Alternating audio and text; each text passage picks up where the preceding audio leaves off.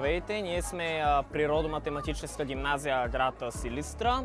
Ние имаме три профила: природни науки с специалност биология и химия, математика, математически науки и софтуерни и хардуерни науки, или казано по друго яче, компютърни науки. Тук са макетите по биология, на които учениците се подготвят за най-високи участия, за най-добро представяне на ДЗ, на държавни зрелостни изпити, на национални олимпиади. По принцип, всяка година ПМГ са призьори в олимпиадите по биология, химия и физика, като тази година аз бях и трети в България на националния кръг по биология и здравно образование.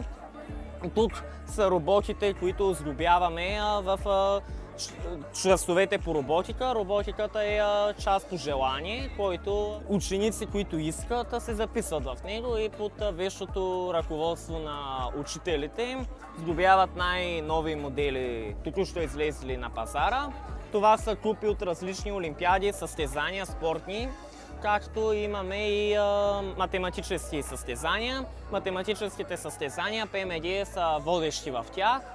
Много поредни години вече ПМГ мачка всичко в състезания по математика и биология, както и по софтуерни науки. ПМГ е единственото училище в Силистренска област, което има опцията да направи сертифициране на Microsoft. И реално на това сертифициране на Microsoft, ако се справите добре, получавате сертификат, както си идва от името, и имате възможността да отидете до Съединените американски щати, така че влезте в ПМГ, за да излезете в Америка.